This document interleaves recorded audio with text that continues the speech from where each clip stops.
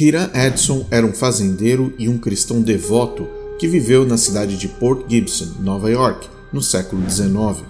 Ele nasceu em 7 de agosto de 1806 no estado de Vermont e mudou-se para Nova York com a sua família em 1816. Ainda jovem, Hiram Edson trabalhou como professor, mas depois se tornou um fazendeiro e dono de uma propriedade perto de Port Gibson, onde ele criou gado e cultivou culturas como o trigo e o milho. Hiram Edson era um próspero fazendeiro no condado de Ontário, em Nova York, e a primeira esposa de Edson, Epha Chrysler, morreu em 1839, deixando Edson cuidando de 3 filhos. No entanto, ele logo se casou novamente em Port Gibson, Nova York, com a sua esposa Esther M. Parsons. Na época, Edson era um tipo de diácono da Igreja Metodista que havia abraçado a esperança millerita da segunda volta de Cristo, na primavera de 1843, como o próprio William Miller tinha dito que aconteceria. Na sua casa, em Port Gibson, ele logo a transformou num pequeno grupo para os crentes da região que estavam seguindo o millerismo. Se transformou num tipo de igreja doméstica ou um centro para as atividades e reuniões dos milleritas. Em 1844, Edson se envolveu ainda mais no movimento millerita em 2 frentes importantes na divulgação da mensagem da suposta segunda vinda de Cristo. Ele viajou por toda a região como pregador e professor, ensinando sobre a interpretação de William Miller sobre as profecias de Daniel e Apocalipse e os sinais dos tempos, que supostamente garantiam que Jesus voltaria em menos de 2 anos. E ele tinha certeza de que Miller estava correto. Como um millerita dedicado a William Miller e ao movimento, Hiram Edson esperava com todas as suas forças que Jesus voltaria em 22 de outubro de 1844, conforme profetizado por William Miller. No entanto, quando o dia passou e Jesus não veio, Hiram Edson, como muitos outros milleritas, ficaram completamente arrasados e confusos. Mais tarde, ele descreveu a experiência como a decepção mais amarga de sua vida. A noite de 22 de outubro passou, a madrugada veio e nada aconteceu. Naquela noite, Hiram Edson, obviamente, não conseguiu dormir. O trauma e a decepção eram grandes demais. Ele mesmo disse que todos juntos choraram como nunca antes. Apesar de ainda haver uma expectativa, ele decidiu deixar o local onde ele estava aguardando Jesus voltar e caminhar até o salão millerita em Port Gibson, Nova York. Juntamente com seu amigo Owen Crozier, eles caminharam em direção ao salão, completamente desolados, decepcionados e principalmente desesperados. Enquanto Hiram Edson caminhava, ele clamava a Deus pedindo compreensão e orientação. Porém, antes de chegar até o salão, ainda no meio do caminho, passando pelo meio de um milharal, Hiram Edson teve uma visão que mudaria a sua vida e o curso da história adventista para sempre. Em suas próprias palavras, ele descreveu a cena. Eu estava andando no campo quando passei perto de uma grande árvore em um local isolado. As palavras do Salvador, ditas pouco antes de sua ascensão, brilharam em minha mente. Eis que estou sempre com você, até o fim do mundo. Fiquei maravilhado e a sensação da presença de Deus era tão próxima e tão real que parecia que eu estava cercado por uma nuvem de luz. Era uma nova luz, um novo pensamento e uma nova revelação. Em sua visão, Hiram viu Cristo entrar no Santo dos Santos no santuário celestial, em vez de retornar à terra, como William Miller havia previsto. Hiram ficou impressionado com o significado dessa visão e imediatamente a compartilhou com os outros milleritas. Pouco depois, enquanto Hiram e Crozier estudavam mais sobre a visão recebida e se havia alguma conexão nas escrituras, a Bíblia de Hiram Edson caiu no chão, aberta em Hebreus 8 e 9. Ambos ficaram olhando para a Bíblia no chão e ficaram impressionados, achando que aquela sim era uma confirmação da teoria de que o santuário no céu seria purificado e não, na verdade, o planeta Terra, e muito menos a igreja. No início de 1845, eles começaram a compartilhar suas conclusões entre algumas pessoas, mas não tiveram muito sucesso entre a maioria dos milleritas, que na verdade nem entendiam ou nem acreditavam naquela visão. Ambos, então, decidiram investir financeiramente na publicação da teoria do santuário em 1845. O jornal The Day Dawn foi impresso pelo editor do jornal Ontario Messenger com o título Os Milleritas ou Adventistas, Suas Desilusões, Fé e etc. No entanto, o artigo em si tinha um título mais convidativo e dizia: para todos os que esperam pela redenção, leiam o seguinte. Enoch Jacobs, o editor do The Day Star em Cincinnati, estava disposto a considerar as explicações de Crozier e ele concordou em publicar uma versão expandida e com um texto um pouco mais refinado em uma edição extra do jornal The Day Star, com um artigo intitulado A Lei de Moisés. Essa edição foi publicada em 7 de fevereiro de 1846 e foi a primeira vez que os conceitos do santuário celestial e o legalismo foram expostos para um grupo grande de milleritas adventistas. Para ajudar a financiar o projeto, parte dos presentes de casamento da esposa de Hiram Edson foram vendidos e a primeira semente do juízo investigativo foi plantada.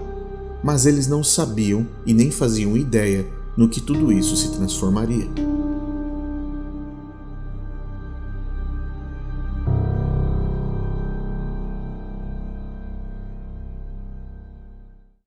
Como você percebeu, a ideia do juízo investigativo nasceu exclusivamente e unicamente de dois eventos sobrenaturais. O primeiro deles foi uma visão no meio de um milharal e o segundo, uma Bíblia caindo no chão aberta numa passagem bíblica. A raiz da doutrina mais importante de todo o adventismo está plantada num solo distante das Escrituras e centralizada na experiência emocional, sensorial, espiritual e sobrenatural de um homem, Hiram Edson. Como você aprendeu nesta temporada, ter visões do sobrenatural era algo recorrente no século XIX, e essa crença de que Deus de alguma forma se comunicava com seres humanos através de transes, hipnotismos, euforia e mediunidade era algo presente nos movimentos sectários ao cristianismo tradicional daquela época. Era muito comum no século XIX conviver com pessoas que afirmavam ter supostos poderes além da compreensão física e que diziam ser entidades com acesso direto ao divino e que, consequentemente, se levantavam como líderes de grupos numerosos de pessoas que aceitavam segui-los e fazer qualquer coisa por uma experiência religiosa e espiritual supostamente privilegiada. O mais interessante sobre Hiram Edson, além, é claro, da visão que supostamente ele teve, é o fato de que ele sofria influências diretas da cultura local, das crenças estranhas dos visionários e na proposta do reavivamento espiritual do começo do século XIX, justamente como você aprendeu na primeira temporada. Mas se olharmos com mais atenção para o local onde a casa de Hiram Edson estava, vamos notar que a região onde ele morava era um centro espiritualista que influenciava a sua percepção do universo divino. Poucas pessoas conhecem o endereço do homem que teve a suposta visão do santuário celeste. Mas se olharmos com mais atenção, vamos perceber que Hiram Edson tinha vizinhos bastante influentes. Ele vivia na região de Port Gibson, mais precisamente na pequena estrada 27. Próximo à fazenda de Hiram Edson está o canal Erie, construído em 1825, que conectava toda a região histórica do Burnover District, que se tornou conhecida por ter sido uma área fértil para o surgimento de diversos movimentos religiosos e seitas durante o século XIX. A presença do canal também contribuiu para a disseminação dessas seitas e movimentos, já que as pessoas podiam viajar com seus barcos com facilidade e participar das reuniões religiosas e espiritualistas. Apenas poucos minutos a cavalo, na mesma região, você vai encontrar o Monte Cumorah.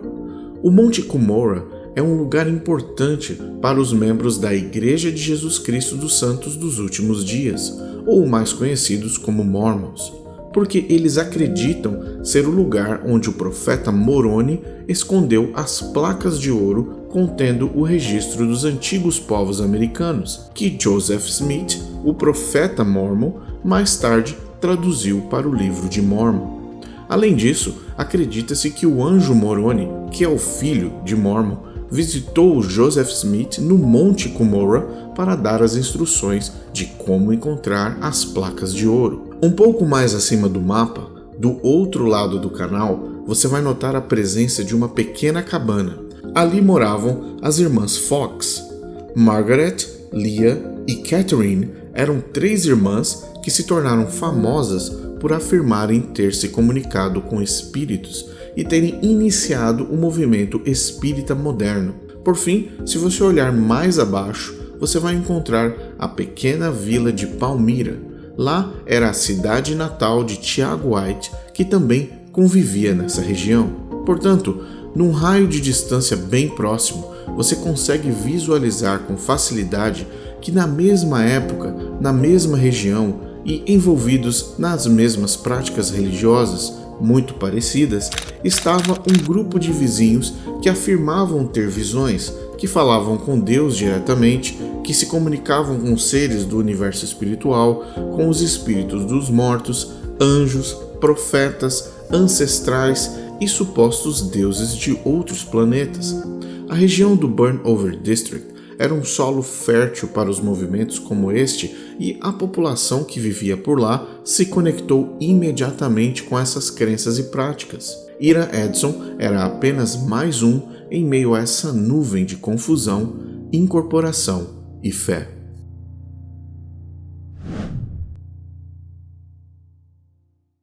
Como você já deve ter percebido, a história da Igreja Adventista é baseada em 3 colunas: visões, confusões e publicações. Ao longo de toda a linha do tempo, desde o início do milerismo até os dias de hoje, com Ted Wilson, a Igreja Adventista coleciona centenas, se não milhares de acontecimentos minimamente estranhos e controversos, seja na interpretação das escrituras sagradas ou simplesmente na forma como a organização funciona. Mas quando se trata do juízo investigativo, o assunto é bem mais complexo. Mas depois desse vídeo, você não terá dúvidas sobre o que é, como funciona e a importância dessa doutrina para a sustentabilidade da Igreja Adventista no mundo. A Igreja Adventista do Sétimo Dia possui um faturamento anual em torno de 2 bilhões de dólares a nível mundial. Todo esse montante é 100% resultado da doutrina do juízo investigativo. Mas você deve estar pensando, como é que isso é possível? Como uma organização religiosa consegue alcançar um valor tão considerável com apenas uma única doutrina?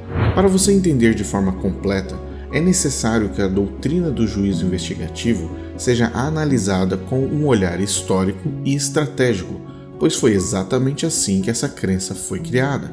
Porém, antes de mergulharmos nesse mecanismo, você precisa entender que Hiram Edson é apenas uma das 4 linhas do tempo que existiam de forma paralela na construção desta doutrina. Após 1844 e o desapontamento, haviam 4 universos acontecendo ao mesmo tempo, e cada um deles estava interligado de alguma forma. Imagine como se fossem 4 linhas do tempo acontecendo ao mesmo tempo, a partir de 1845. Na primeira linha, encontramos William Miller, que acreditou que Jesus voltaria em outubro de 1844. Após a decepção, ele continuou defendendo a ideia de que a expiação e o plano da salvação ainda estavam em curso e que sim, havia esperança para a humanidade. Em outras palavras, a porta da salvação ainda estava amplamente aberta a todos. Em uma carta a um amigo, escrita no início de 1845, Miller declarou: "Ainda acredito que estamos nos últimos dias dessa dispensação e que nosso grande sumo sacerdote está agora fazendo a expiação por todo o seu povo e que logo terminará, e então ele virá para levá-los para si." Miller também continuou a pregar e escrever sobre as profecias que levaram à sua predição da segunda vinda, mas ele reconheceu que havia se enganado sobre o momento do evento. Na segunda linha, encontramos Ellen White em seus cultos privados e não ortodoxos, em viagens na região de Atkinson e Maine, tendo visões e revelações e pregando a doutrina da porta fechada, incluindo que Jesus voltaria em breve, segundo testemunhas, em no máximo 2 anos. Numa suposta visão, ela disse: os que se recusaram a receber a luz e protestaram contra as gloriosas verdades que Deus revelara a seu povo foram deixados em trevas e culpados de rejeitar os meios que o céu havia promovido para sua restauração. A luz atrás deles se apagou, deixando seus pés em completa escuridão, e eles tropeçaram e perderam Jesus de vista, e caíram no caminho para o mundo escuro e perverso. Na terceira linha do tempo, nós encontramos Apollos Hale, Joseph Turner e Franklin Ham, que haviam interpretado toda a literatura de William Miller e chegado à conclusão de que Cristo não era para ter voltado em 1844 e que, de fato, o que tinha acontecido era o início da última fase da expiação, um julgamento dos humanos que estava acontecendo e que ninguém mais poderia se salvar, e a volta de Cristo poderia acontecer a qualquer momento.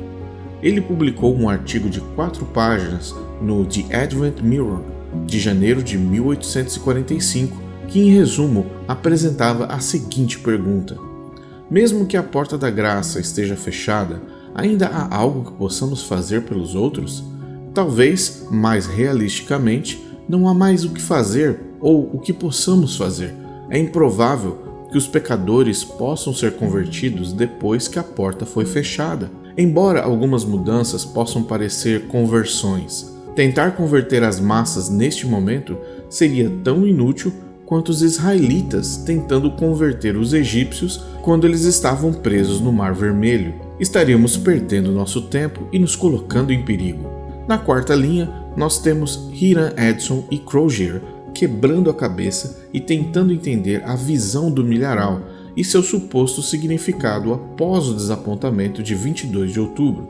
Por fim, eles concluíram que 22 de outubro havia marcado o fim da primeira fase do ministério de Cristo no Santuário Celeste e que agora ele havia iniciado a fase de expiação, onde não havia mais tempo para arrependimento e intercessão. No entanto, no mesmo artigo do jornal The Star, ambos declararam algo mais contundente ainda. Com todas as evidências que o acompanham, juntamente com o santo poder e alegrias sinceras da salvação de Deus, resultantes da passagem da expiação, nos sentimos justificados em nutrir uma forte expectativa de que nosso Rei virá em toda a sua glória no dia 11 do primeiro mês do próximo ano judaico, às 3 horas da tarde, em Jerusalém. O resultado das supostas visões recebidas tanto por Ellen White e Hiram Edson e as interpretações de Hale e os demais apenas salientaram a constante insistência de que apenas eles seriam salvos, apenas eles eram os escolhidos, apenas eles eram os remanescentes e justificados de Deus, e que o mundo iria acabar em breve. O único que não abraçou essa doutrina foi William Miller, o causador do problema desde o início.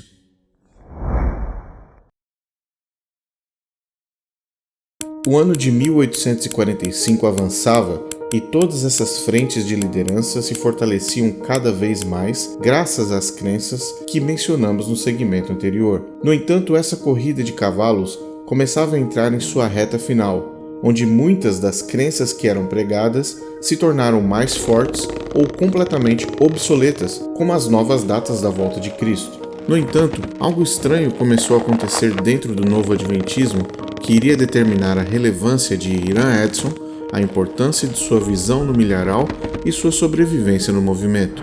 Como mencionamos no começo, nos anos 1800, ser um visionário e dizer que Deus estava falando com você diretamente era mais comum do que torcer para o Flamengo do Rio de Janeiro, e o movimento adventista, que ainda estava dando seus primeiros passos, visualizou um problema bastante complexo. tinha muita gente tendo visões ao mesmo tempo. Entre março e abril de 1845, uma outra linha do tempo se formou. Essa linha era composta por José Bates. Ele era um homem muito rico e capitão do mar e guerra, e tinha um nível educacional bastante elevado e havia se convertido ao milerismo em 1839, e após o desapontamento, ele voltou a estudar a Bíblia. No entanto, em abril de 1845, José Bates leu um panfleto de um homem chamado Thomas Preble, que era um pastor batista do livre-arbítrio, que defendia a guarda do sábado como sendo mandatória de acordo com a lei mosaica. Essa mensagem havia sido repassada por uma mulher chamada Rachel Oakes Preston, que era uma batista do sétimo dia. Mas espera aí, por que nós estamos falando da guarda do sábado? Pois é, porque tudo está conectado. Após ser convencido sobre a guarda do sábado, José Bates começou a montar um quebra-cabeças na sua mente que tentava justificar o fato de Cristo não ter voltado em 1844. Ele havia lido a teoria de Hale, havia acompanhado a posição de William Miller, mas não estava 100% convencido. Foi então que ele teve acesso ao artigo de Crozier do Daystar, apresentando uma interpretação da visão de Hiram Edson e o argumento da passagem do Santo para o Santíssimo.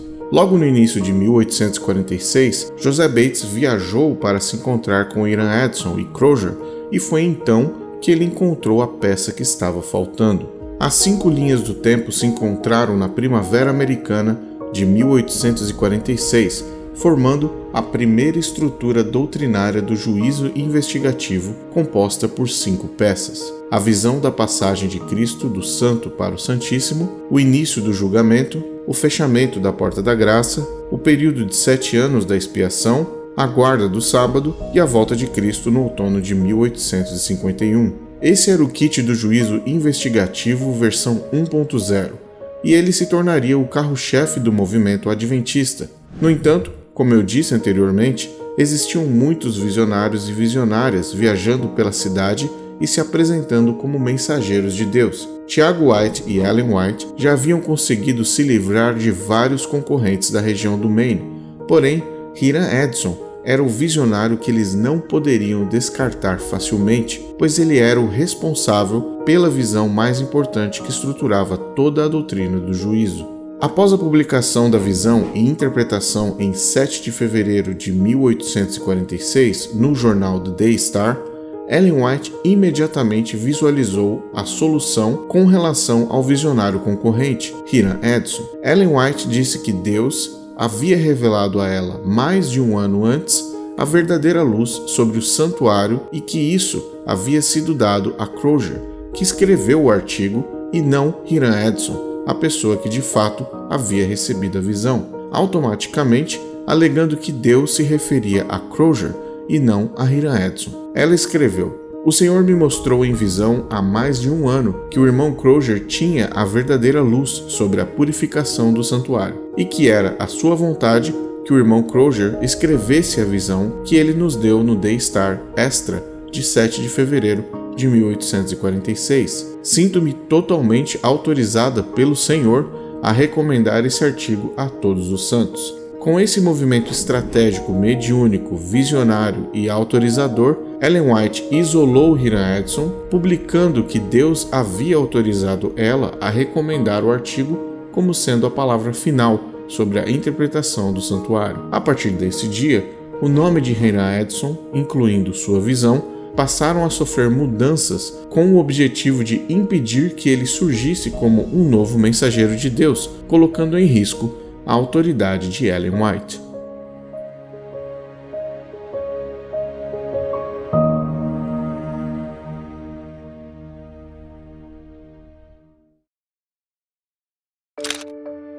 Era muito óbvio que essa salada de interpretações não fazia sentido, principalmente porque era o resultado de visões e interpretações de erros cometidos anteriormente e um exclusivismo adventista que já possuía suas raízes bem nutridas pelo orgulho do próprio movimento. Mas se Ellen White, Tiago White e o restante do bando, como eles se chamavam, quisessem ter algum tipo de autoridade doutrinária, essa proposta do juízo investigativo precisava fazer sentido de uma forma ou de outra.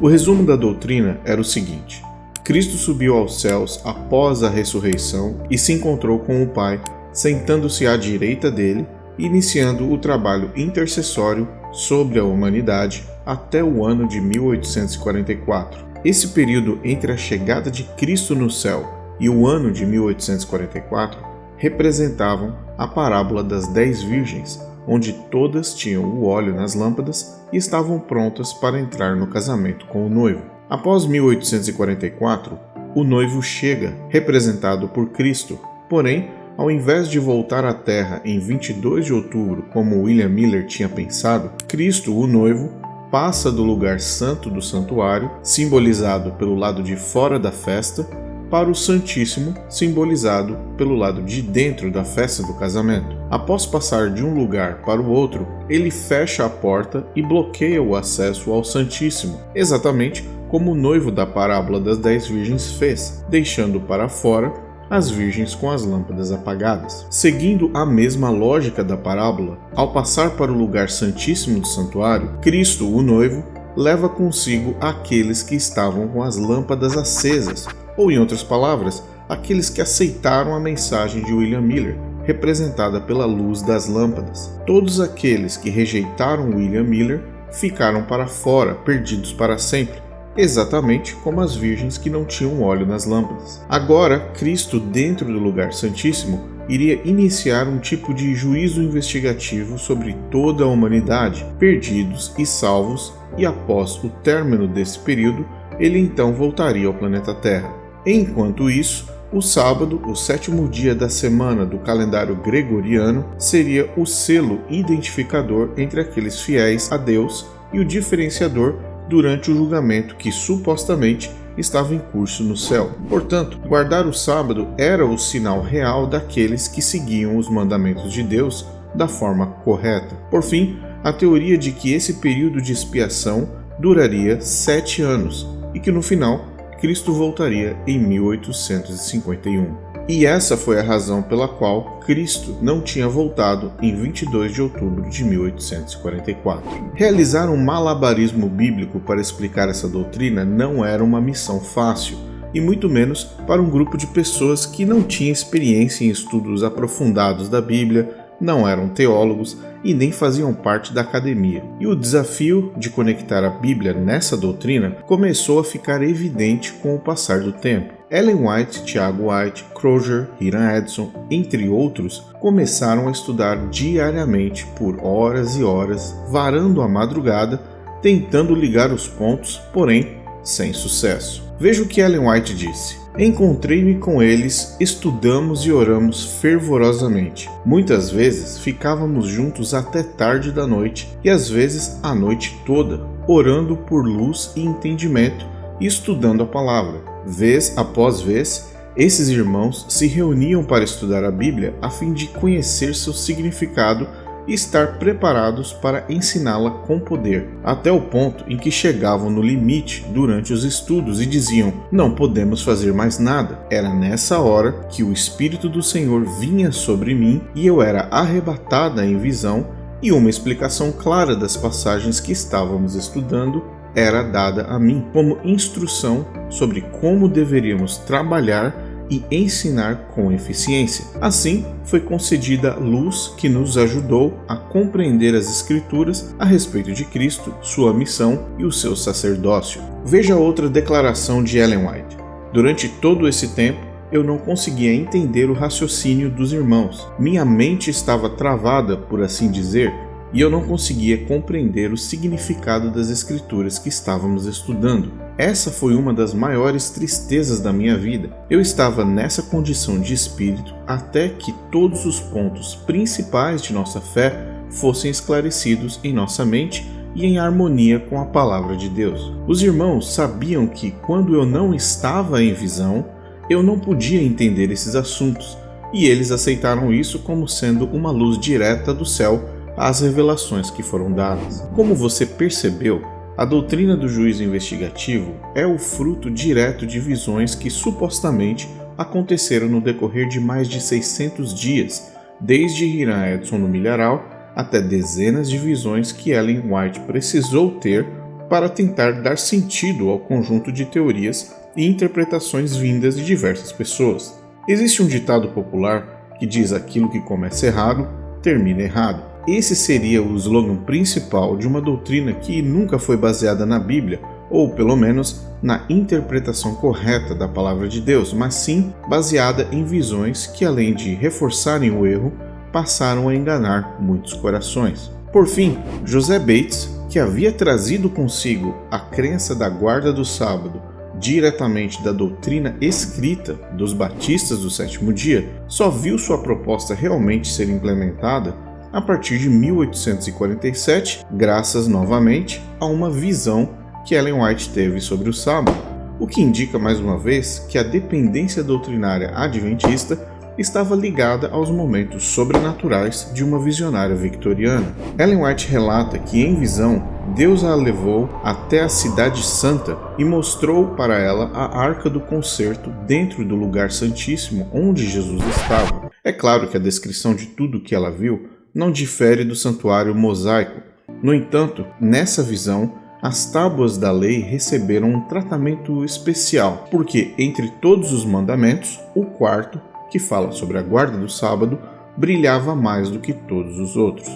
Veja o que ela disse: eu vi um anjo voando rapidamente para mim. Ele, rapidamente, me carregou da terra para a Cidade Santa. Na cidade, eu vi um templo no qual eu entrei. Na arca estava o pote de ouro com maná, a vara de Arão que brotou e as tábuas de pedra que se dobravam como um livro. Jesus os abriu e viu os 10 mandamentos escritos neles com o dedo de Deus. Em uma mesa havia 4 e na outra 6. Os 4 da primeira mesa brilhavam mais do que os outros 6, mas o quarto, o mandamento do sábado, brilhou acima de todos eles, pois o sábado foi separado para ser guardado em honra do santo nome de Deus. O sábado parecia glorioso, uma áurea de glória estava ao seu redor. Com essa visão, a estrutura doutrinária da Igreja Adventista do Sétimo Dia estava finalmente completa e 100% baseada em visões, transes, atos sobrenaturais, bibliomancia, interpretações desconectas e a dependência constante e autoritária da fonte de todas as respostas e revelações, Ellen White.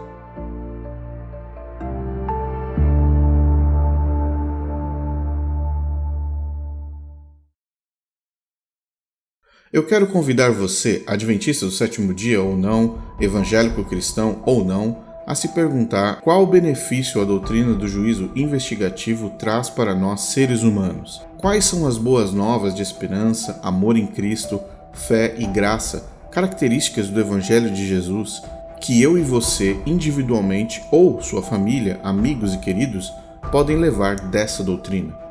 A doutrina do juízo investigativo prega que Cristo está avaliando ou investigando absolutamente todos os atos, palavras e pensamentos de todos os seres humanos. Segundo os adventistas, desde 1844, os primeiros a serem julgados são os mortos e depois os vivos. Somente após o término total e completo desse julgamento, Jesus poderá retornar ao planeta Terra. No entanto, nenhum ser humano tem a capacidade de dizer em qual estágio a investigação está. Ou seja, nós não sabemos se Cristo já terminou o julgamento dos mortos e está investigando os vivos ou qual pessoa está sendo analisada neste exato momento. A ausência dessa informação automaticamente força a todos os adventistas do sétimo dia a buscarem uma única condição espiritual: a completa perfeição. Ellen White disse no livro O Grande Conflito: os livros do céu registram os pecados que teriam sido cometidos se houvesse oportunidade. Como as características do rosto, assim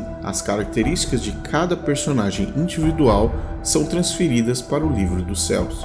Cada palavra, cada ato, cada pensamento deve resistir ao teste do julgamento. Portanto, segundo essa doutrina, todos nós iremos ser julgados por absolutamente tudo o que fizermos e pensamos, e até mesmo depois de mortos, seremos julgados por nossa influência. Veja o que ela disse no mesmo livro: cada impulso, cada ação, cada hábito, cada pensamento será submetido ao escrutínio dos tribunais celestiais. E se a alma for encontrada em harmonia com Cristo, Se todas as suas obras forem feitas em Deus, se seus pensamentos forem puros e verdadeiros, então ele receberá a aprovação de Deus. Mas se suas obras forem más, se ele corrompeu seus caminhos diante de Deus e dos homens, então a sentença será pronunciada contra ele. A influência que ele exerceu em sua vida não morrerá com ele.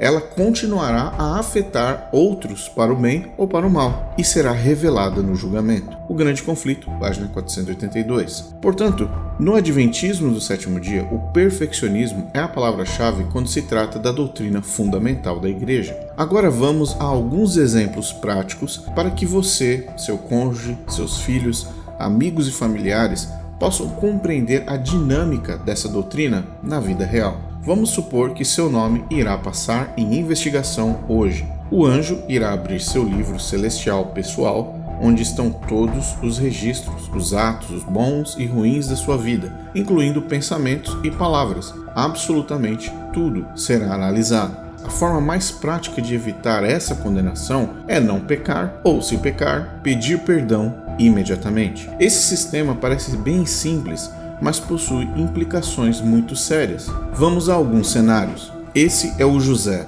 Ele é uma pessoa que durante toda a sua vida tomou muitas decisões erradas, cometeu crimes e continua vivendo distante de Cristo. José está vivendo sua vida normalmente, em casa, contando o dinheiro de seu último assalto. Enquanto isso, sem que José saiba, o nome dele está sendo analisado no juízo investigativo no céu. E como você já deve imaginar, o livro do José não está com uma cara muito boa. Por causa disso, a decisão final é que José, infelizmente, não terá direito à vida eterna e irá ser aniquilado no fogo do inferno quando Jesus voltar. Mas José continua vivo na sua casa contando o dinheiro do assalto. Enquanto ele conta o dinheiro do assalto, seu destino espiritual foi decidido e ele perdeu a salvação. Porém, José continua vivo na terra e após muita insistência, ele atende o telefonema de sua mãe, que ora por ele todos os dias. Ela o convida para um culto de oração e, finalmente, após muita insistência, ele aceita. Na igreja,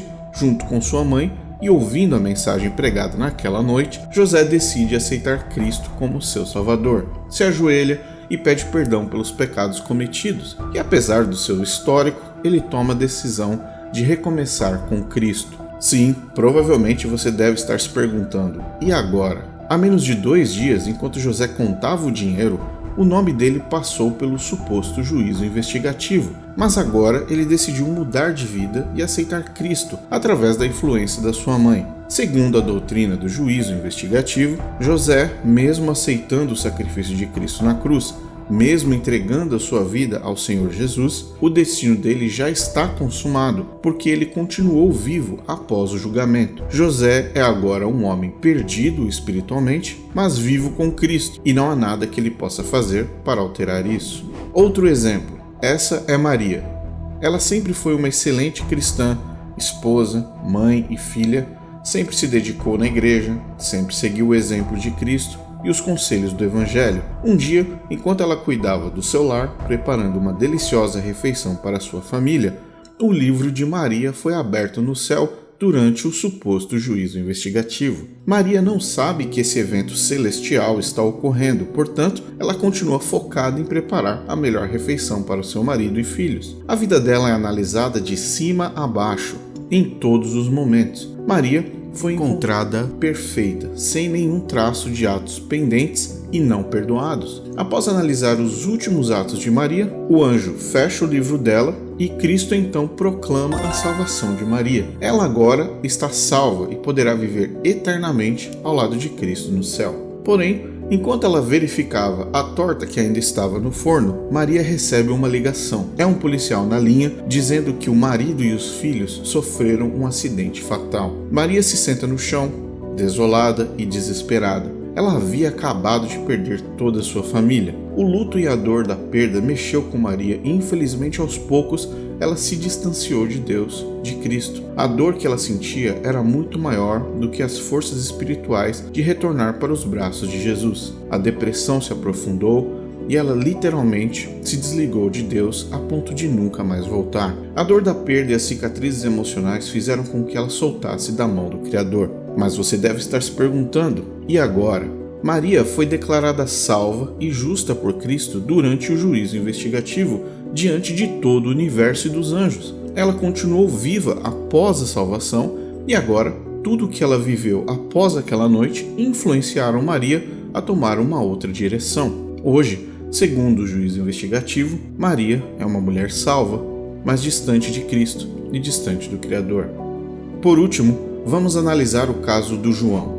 Ele sempre foi um adventista do sétimo dia, guardou o sábado durante toda a sua vida e após uma partida de futebol com seus amigos, João retorna para casa. Enquanto ele dirige, o livro dele se abre no céu durante o juízo investigativo. O anjo analisa seus atos e percebe que João, de fato, se esforçou ao máximo para manter sua vida em dia com Cristo. Ele sempre pediu perdão por todos os seus pecados e ele buscava a Cristo em suas ações e decisões. Após investigar a vida de João, Cristo o declara salvo.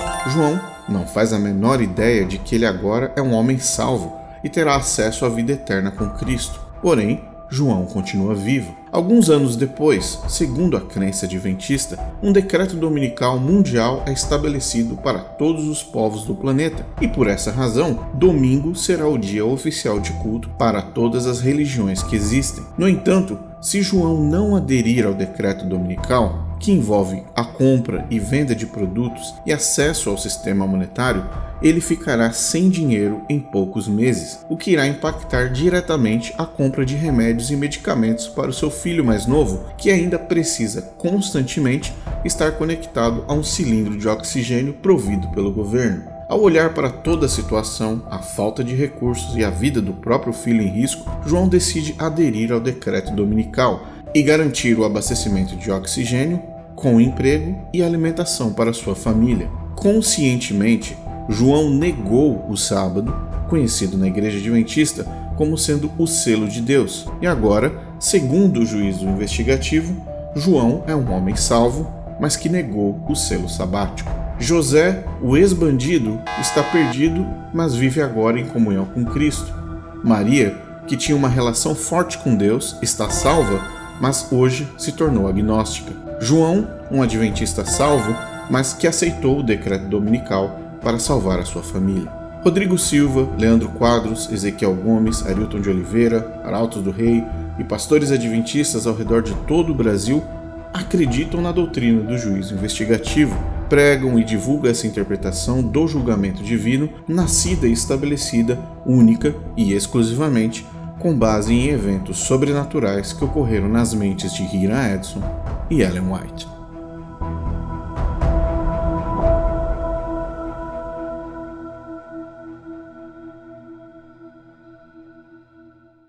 O mais interessante sobre a história das origens do juízo investigativo é o fato de que Crozier decidiu deixar o adventismo. Crozier deixou a organização adventista em 1855 devido às divergências com a liderança da igreja, Tiago White e Ellen White, particularmente sobre a natureza da doutrina da expiação. Em 1904, Crozier, o homem que havia iniciado toda a euforia ao redor da visão de Hiram Edson, escreveu um artigo no jornal The Daily Messenger, dizendo: o que foi escrito no artigo de 1846 no The Daily Star foi que o modelo e as atividades do santuário terrestre não fornecem desculpas para a teoria de que a porta da graça foi fechada em 22 de outubro de 1844, ou que ela jamais será fechada. Essa teoria foi um erro terrível. Foi publicado, sim, de forma solene na época e tem sido fanaticamente aderida por mais de 58 anos e apoiada por pretensas visões divinamente inspiradas, e se tornou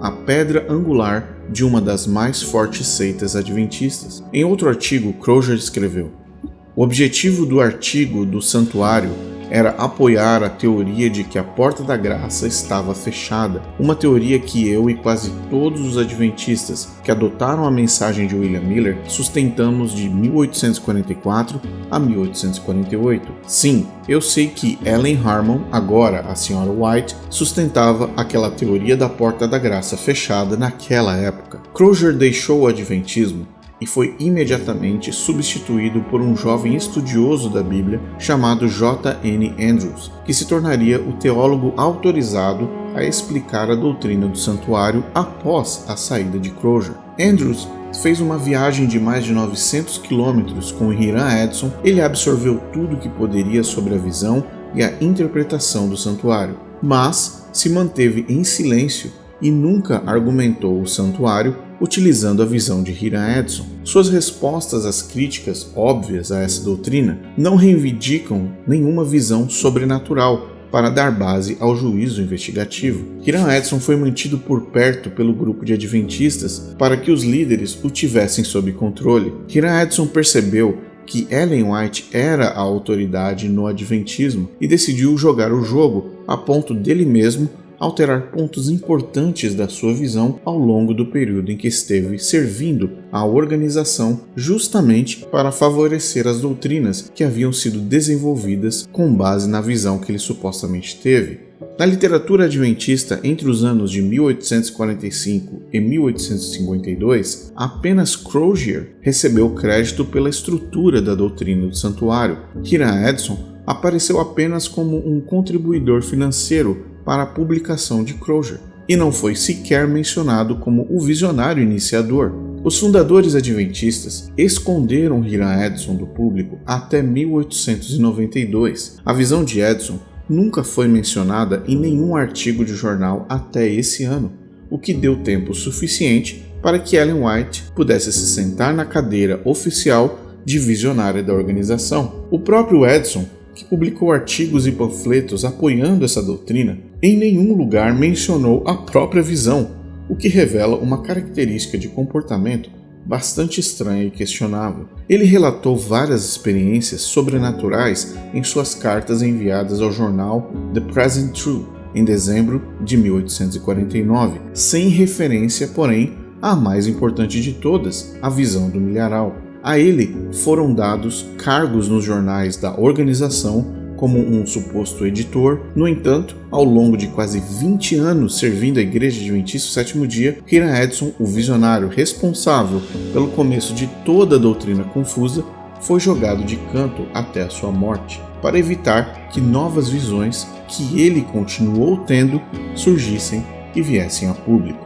Na descrição desse vídeo, nós vamos disponibilizar uma tabela. Ela contém a linha cronológica das alterações feitas na visão de Hiram Edson ao longo das décadas, o que é um exemplo claro da tentativa constante em manter a visão, mas distanciar o visionário. Após 1851, a doutrina da Porta da Graça Fechada foi deixada de lado, mas, alguns anos depois, ela foi reintroduzida, só que agora após o julgamento investigativo, e haverá novamente o fechamento de uma nova Porta da Graça, onde ninguém mais poderá ser salvo, segundo os adventistas. A última memória de Hiram Edson ainda está repleta de contradições e mistérios. Recentemente, no começo do século XX, um documento chamado O Manuscrito de Hiram Edson veio à tona. O Manuscrito de Hiram Edson é um documento que conta a história da visão de Edson e suas consequências. O manuscrito foi escrito à mão em 6 folhas de um caderno amarelo e provavelmente foi escrito entre 1866 e 1873, muitas décadas depois do grande desapontamento de 844. O manuscrito não foi assinado e nem datado. A primeira menção do manuscrito foi encontrada em um artigo do Youth Instructor em 1910 e foi parcialmente citado em uma impressão pela primeira vez em um artigo de F. M. Kelly no Review and Herald de 1921, 75 anos após o evento ao qual se refere. De acordo com James Nix, biógrafo de Edson, o manuscrito pode ter contido cerca de 30 páginas de reminiscências e especulações teológicas, mas apenas 6 folhas vieram a público. O manuscrito foi emprestado ao jornal adventista pela filha de Edson, a senhora Via Ofélia Cross, em 1921, e foi certificado e notarizado como autêntico. No entanto, os editores adventistas se recusaram, por alguma razão desconhecida, a publicar o manuscrito inteiro, exceto a seção autobiográfica. Edson havia registrado o manuscrito e insistiu que fosse publicado na íntegra, mas permaneceu inédito e pode ter contribuído para sua saída temporária do Adventismo no ano de 1870. No geral, o manuscrito de Hiram Edson é um documento significativo, mas elusivo, que lança luz sobre um dos eventos-chave na história da Igreja Adventista do Sétimo Dia. Sua publicação parcial e controvérsia refletem as tensões entre a revelação pessoal e a autoridade institucional, bem como os desafios de preservar e interpretar registros históricos. Apesar de suas limitações e incertezas, o manuscrito continua a intrigar estudiosos e crentes que buscam entender as origens e o desenvolvimento do movimento adventista e suas crenças.